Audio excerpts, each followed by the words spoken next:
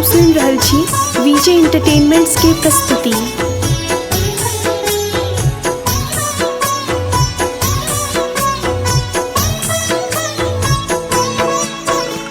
बरख दिन पर आबै छी जननी, कोना करू हम विदाई।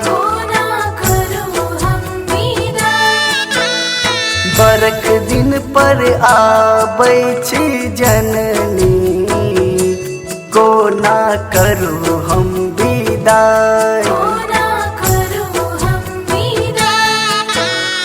मास धरि सो आस लगेने, सबटा व्यर्थ बुझाय। रहत असगर कोना कबतहबा, जग में अहिंता सहाय।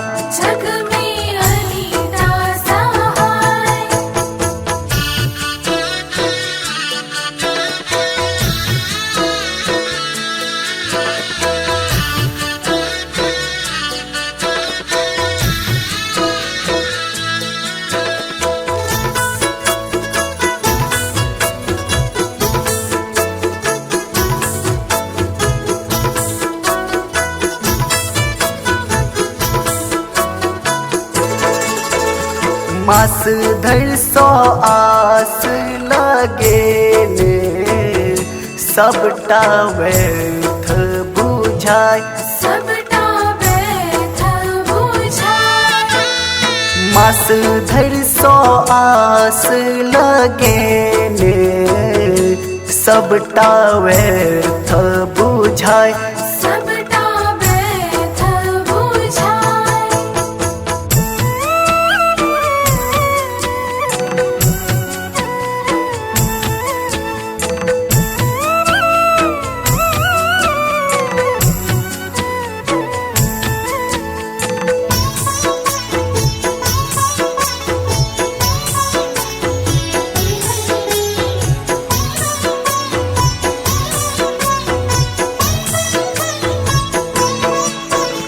रहत असगर कोना कबतहबा, जाइ छी आँचर छोड़ाय।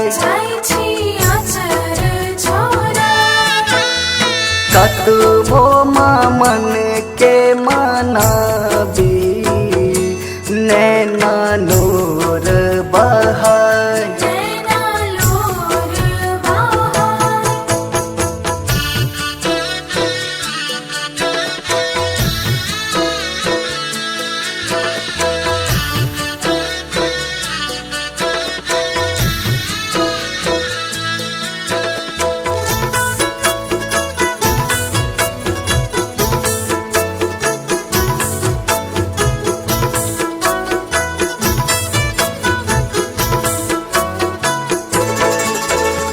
देख मूर्ति फाटै करेजा, सबटा सुन के ने जाय।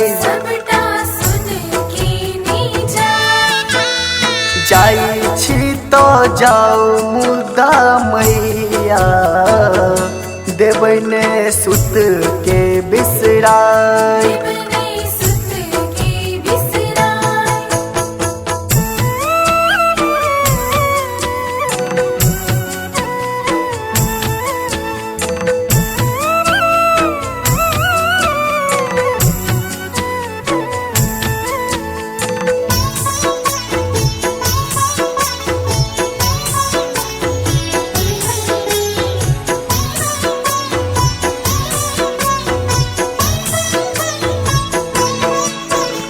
जाइ छी तो जाओ मुदा जननी, देबै ने ललन के बिसराय। अही सो छै रोहन के ई दुनिया, राखब पाग बचाय।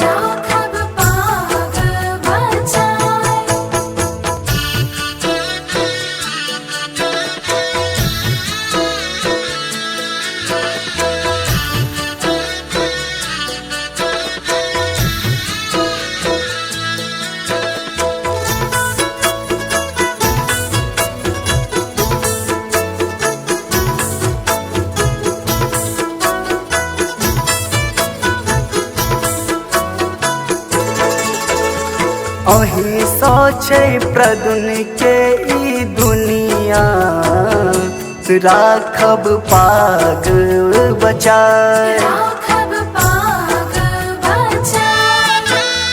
बरख दिन पर आबै छी जननी कोना करू हम विदाई